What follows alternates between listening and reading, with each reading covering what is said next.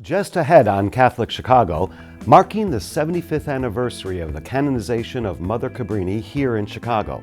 A state program is making scholarships available for thousands of students, helping them attend Catholic schools. And glorious music echoes from the St. James Chapel. All ahead on Catholic Chicago.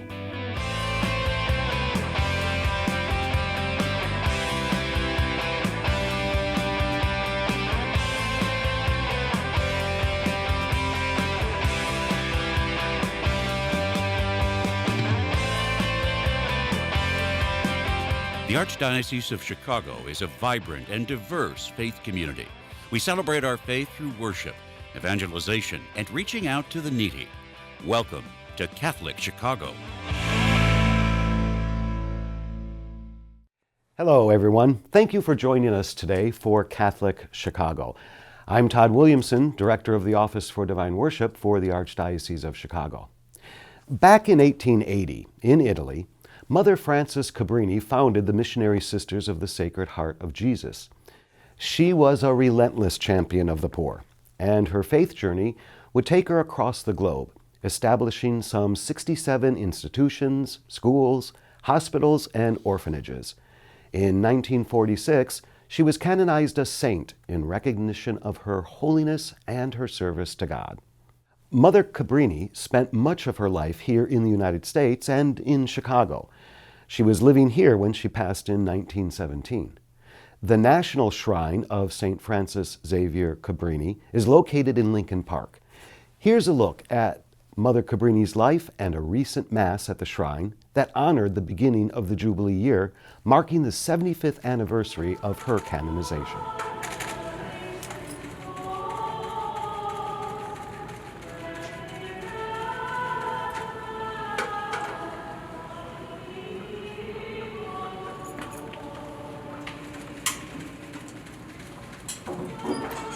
Mother Cabrini was a teacher, so she had to kind of, but she went through a series of conversion experiences to understand the needs and what God of the time and how God wanted her to be a missionary. Well, she was well known because she traveled so much. She went back and forth. She went from New York, for example, when she arrived in 1889, to Nicaragua within a year, and then she went back and forth across the ocean. Some of you may know this, but at the age of 7, Francesca Cabrini fell into a fast-moving stream, and she almost drowned. And that traumatic experience as a child left Francesca frightened of water, fearful of drowning. And yet, despite this fear, her life would have her traversing the world's waters, traveling across oceans over and over again, some 20 to 30 times, wasn't it? And I was imagining this because I was reading about one of these trips where the waters were especially rough. You know, the ocean was not calm at that moment, and the sisters traveling with Mother Cabrini were all huddled in their beds with seasickness, and yet she had the habit of sitting on deck, journaling. And I love this image of Mother Cabrini, covered up in blankets in a deck chair with her journal, knowing that Jesus was in the deck chair next to her. She had no reason to be afraid. She got over her fears, and she got on the boat.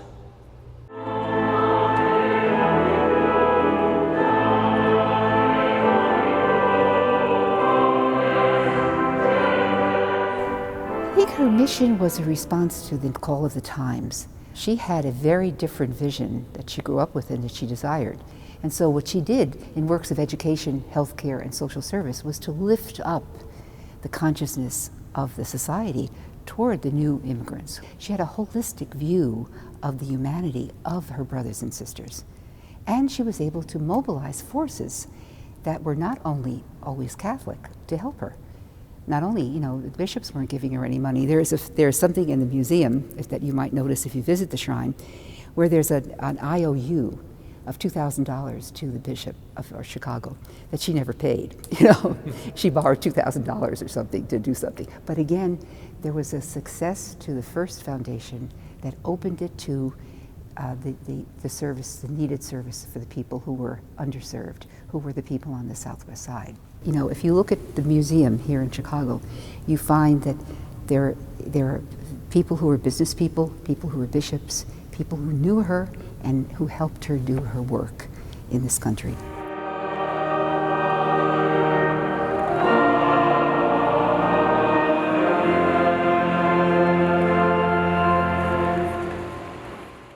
St. Frances Xavier Cabrini teaches us by her example. She said, "I have started houses with no more than the price of a loaf of bread and prayers. For with him who comforts me, I can do anything."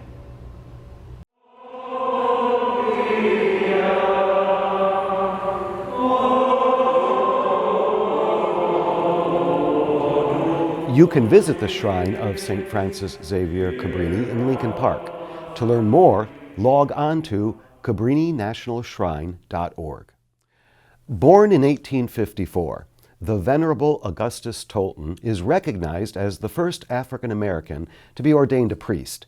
He was born into an enslaved family in Missouri. They escaped to Illinois, where he dedicated himself to his Catholic faith.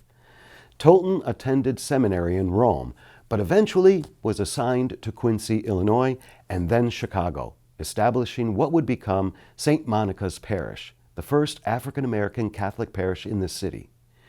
In 2019, Pope Francis advanced the cause for sainthood for Father Tolton. Recently, at Holy Family Catholic Church, a Mass was held to mark the 110th anniversary of the death of Father Tolton's mother, Martha.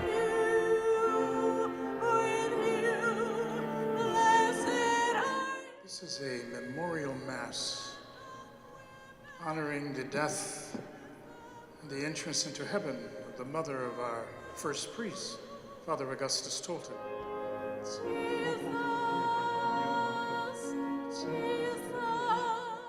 Today we gather to commemorate the 110th anniversary, memorial anniversary of Mother Martha Jane Tolton, the loving and dedicated mother of the Venerable Augustus Tolton, the first recognized African-American priest of the United States. The reason we honor Martha Tolton because in our Catholic faith, it is the parents who are the first catechists. And so Martha was the first person who helped to form Augustus Tolton, to help to form him in his faith, who supported him in his faith, who even when he left and came to Chicago, she traveled with him to Chicago and lived with him. So she was that primary constant person who was with him to support him during his pastoral journey. She was a person of valor and strength. If you think about the fact of her, even her perseverance, that she traveled over almost 40 miles from the plantation in Missouri, in Brush Creek, Missouri, to Hannibal, Missouri, at night. The perseverance that took, the strength and the valor that took to do that. Then we honor her because of her great faith, that she had a great faith in her son, and she had a spirituality of hope. She had hope when there was no hope around. When you think of the fact that she had the hope to leave where she was in Dakota freedom.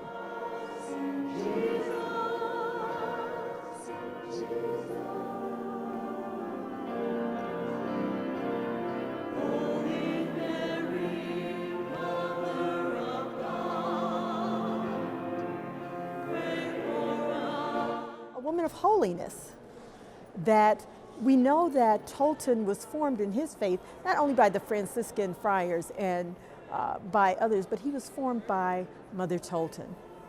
And so for those reasons, I think that we lift her up, that we remember her this day, because it's those sheroes, many of them who we do not know their names, that she reminds us of those mothers of the church that have helped to support our Catholic faith as we've journeyed ahead.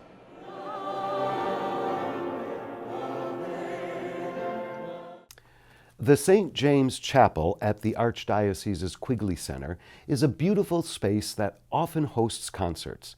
We thought we would share some of these musical performances with you today. Here now is saxophonist Rich Daniels and cellist Jill Kading.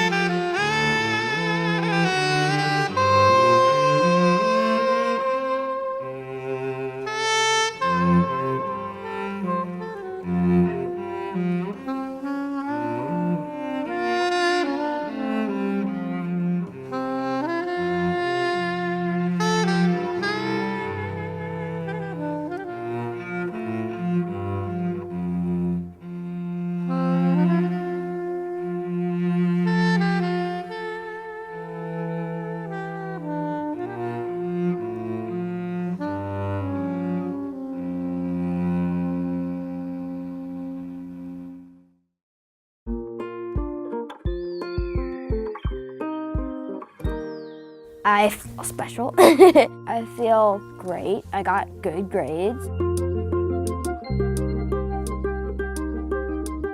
We've seen a huge surge in our kids now meeting or exceeding grade level.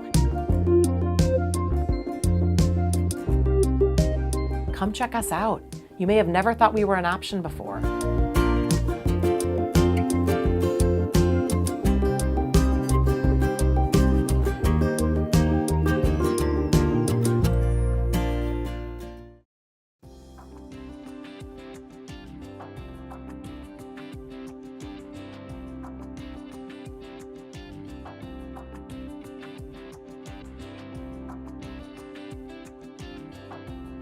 Welcome back to Catholic Chicago. I'm Todd Williamson. Catholic schools offer an impressive faith-based education to thousands of students in our area. In the challenging times of the pandemic, our students' test scores have actually risen, an achievement earning national attention. Students have been mostly in school, and that's helped them flourish academically, socially, and emotionally. Many families believe tuition at a Catholic school is out of reach, but there are a number of scholarships and tuition assistance programs available. Many are funded by the Illinois Tax Credit Scholarship Program. It allows taxpayers to donate to the Catholic school of their choice. That donation reduces the donor's state tax obligation and can potentially increase their state refund. The funds are earmarked to help students from lower income families pay for tuition. Since 2017, it's made a difference in the education of over 10,000 students. Here now are the voices of several families who have benefited from the scholarships. My husband and I came here 23 years ago in a search for a better life. I have 3 children, and our first and number one priority has been their education. I am only a DACA recipient, and my husband is here undocumented. At one time, my husband was working 15 hours a day, and all my income was used for their tuition. So this type of scholarships provide security for our family. They feel secure here at their school. We didn't have the opportunity to have an education, and that is what we hope to provide them. The best part about a Catholic school is having the kids learn values, the values that you get out of the Christian faith, out of being Catholic. You can't get that from a public school. I have 4 kids that attend St. Anne's. They're teaching them to lead, to learn and love one another. Tax credit scholarships make the biggest difference in the world for low-income families. I haven't had to work 2 jobs, which was something I was used to. All these values that they get is from a Catholic school. these tax credit scholarships are a blessing for our family. We're joined now by Father Jerry Boland, pastor of Our Lady of Perpetual Help Parish in Glenview. He works to help make these scholarships available to qualifying students. Father Jerry, it is so good to see you. Great Welcome. to see you, Todd. It's My been a gosh, while. We haven't been together for It's a been while. a long time. We go back decades to viewers. So it's great to have you here. It's great to see you, Todd. And it's great to be able to talk about this opportunity, this offering, this what the Archdiocese is making available to students. Kind of putting you on the spot, but what difference have you seen? What difference is obvious to you in terms of what these tax credits make available? Well, one of the great challenges of our Catholic school system is enrollment, and there is the obstacle for many families of trying to figure out how can I possibly afford sending my child to a Catholic school. And there can be many circumstances that put people in that situation. The tax credits scholarship program is a remarkable possibility to provide a quality Catholic education for all children. And over the years, several thousand children have been able to come to a Catholic school that would not have been able to come in the front door. And you know, in this world where we're always talking about choice, Catholic tax credits scholarship program allows a taxpayer to designate their taxes to something they really feel strongly about. And because of the few opportunities we get tax support for Catholic schools, this provides a direct line into enrollment for families in need. And so it's been very exciting to see the possibility of a Catholic education for a family that would never have considered it in the past. Yeah. So I'm a parishioner at Holy Family, and I can have that tax credit go to the students of Holy Family if there's a school at the parish, or choose or just the choose school I went to as a young person. Any school. In Glenview, we have a neighboring school that's been really struggling with enrollment. My parish might not have as many students qualify, so I've been encouraging my parishioners to designate St. Catherine of Labouré Parish, and that's resulted in 30 or 40 scholarships for that school. That's a lot of kids that are being able to go to a wonderful school. St. Catherine's is a fantastic school. We also have a couple of children at OLPH that have benefited from it. And with the mechanics of it, you know, there's a lot of help if you're interested in figuring out how can I participate in this program. But the power you have to say, I want my tax dollars to give a kid a chance in a Catholic school is very gratifying for many people. So anybody considering this should not be scared off by the process. No. And there's a tremendous staff here at the Archdiocese that will walk you through it step by step. Yeah. They'll help you get on board, and you'll feel terrific when you see your money providing an education for a child. It's terrific. You mentioned something just a moment ago that really, I mean, so the tax credit is helping individual students, but look at what you've done at Our Lady of Perpetual Help. The working together with a neighboring parish. Right. This parish helping that parish. And we're all committed to the mission of Catholic education, whether you're in St. Catherine's, St. Sabina's, wherever you're at. And this gives us an opportunity to ensure the stability of our Catholic schools, but more importantly, to invite a child into the culture of a Catholic school, which is just awesome. Yeah, it's much more far-reaching than just helping individual students. Yes, it does. And you know, in this world where people are paying very high taxes, a parent that's sending their child to a Catholic school doesn't benefit from the taxes that go to public education. This is an opportunity to direct some of your tax dollars to a very needed source of Catholic schools. To have some control over Yes, them, right. I understand there's a considerable waiting list. Yes. So there's plenty of students out there that are yearning for the possibility of a scholarship. And I want to also just publicly thank Cardinal Supage because the tax credit scholarship program would have never happened without his advocacy. He has really been its biggest cheerleader and has navigated the political realities of the state of Illinois so that thousands of children, as of this day, have been able to benefit from the tax credit scholarship We heard program. from those two parents Yes. in the spots right before. Yeah. It's unmistakable that this that this can make a huge difference in the lives of not just the students, but their families. That's for sure. That's for sure. Father Jerry, do you know of any other archdiocese, any other diocese that is making use of this kind of?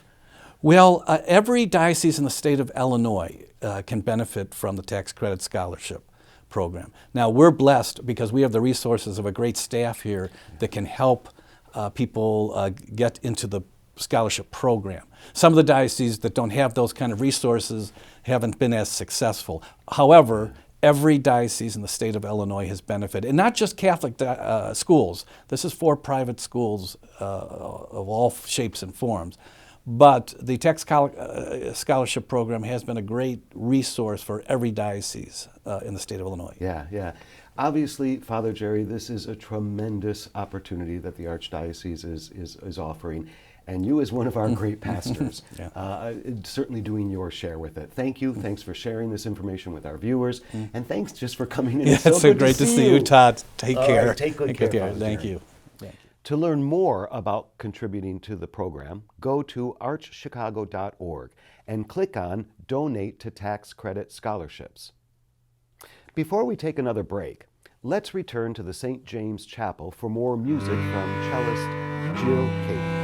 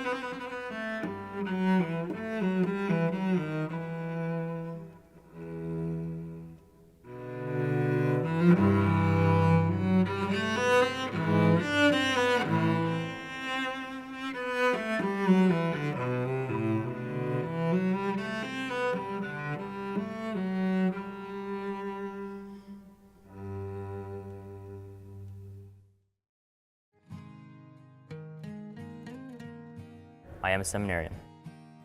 The Church needs compassionate and well-trained priests to help guide each of us through life. What inspires me, what draws me always to the priesthood is continue to see priests be a beacon of hope for other people. You can play a part in the education of these young men as they prepare for a life of service to others. I want to be that beacon of hope too, and it sets my heart on fire. To support our seminarians, make your gift at archchicago.org/seminarian fund or call 312-534-7959. This year marks the 150th anniversary of the Great Chicago Fire. A recent edition of the Chicago Catholic newspaper explored the impact of the fire on the city's immigrant Catholic community. It also examines how Jesuit Father Arnold Damon from Holy Family Church helped to mobilize critical aid after the fire. Joyce DeRiga, editor of the paper, spoke to historian Ellen Scarrett for the report. Scarrett also joined Joyce on a recent edition of our YouTube stream, Catholic Chicago. So let's talk about Father Damon. Can you give us a little bit about who he was and how he came to Chicago and how he established Holy Family? Well, Father Damon's story is one of great interest to me. What I discovered in doing the research for the history of St. Ignatius College Prep, that he was born in a small town in Lower Holland in 1815, and he grew up in what would have been a barn church, a clandestine church that looked like a barn because at the time, Dutch Catholics were not allowed to worship in houses of worship that looked like churches. So when I think of Father Damon and all that he accomplished in Chicago, it's always with the backdrop that he grew up in a very, very humble circumstance. When I think of Holy Family, this great cathedral on the prairie, I see him as a patron of the arts as well. Arnold Damon was in Brooklyn, New York, preaching a mission at St. Patrick's. And he got word from Chicago, from a telegram from his good friend, William Onahan, who was the city collector at the time, telling him that Chicago was aflame. And he deputized William Onahan to open the church, the college, and Holy Family Boys School, and to begin helping the needy and the homeless sufferers. The footprint of the Jesuit institutions in Chicago was enormous. It was larger than any other church in the city.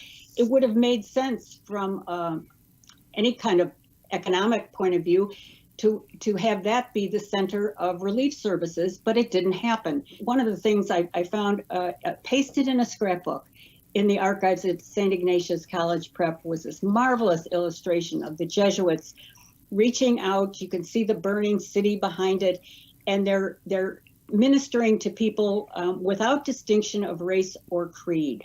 And this was the New York Irish World, and it's evidence, national evidence of the Jesuit outreach. Well, Father Damon came to back to Chicago on the train for 2 days. He saw, the devastation in the city, but already by then, the church was housing orphans, the school was housing orphans. It's amazing.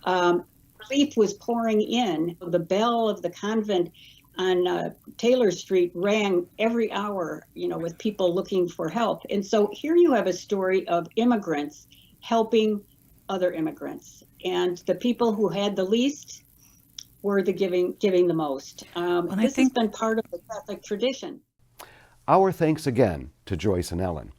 Remember, you can connect with New Catholic content each day by visiting our video streams. Log on to our YouTube channel, Catholic Chicago. We also want to remind you that you can view our weekly Sunday Masses from Holy Name Cathedral. They are available online on our Facebook page and our YouTube channel, Catholic Chicago. Our Masses are also broadcast each Sunday. ABC 7 is the home of our English Mass at 9:30 a.m. Spanish Masses are broadcast on Unimas, Channel 60 at 5:30 a.m., and Pole Vision broadcasts our Masses each Sunday at 9 a.m. and 3 p.m. We leave you now with more musical sounds from St. James Chapel. I'm Todd Williamson, and I look forward to seeing you next time on Catholic Chicago.